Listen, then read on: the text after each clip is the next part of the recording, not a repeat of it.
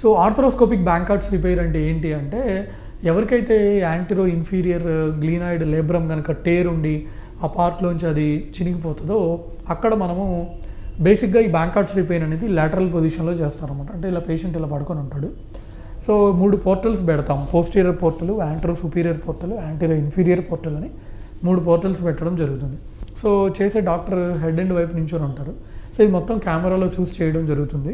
So patient complete body అనస్థీషియాలో ఉంటారు. GA anaesthesia అంటారు అనమాట.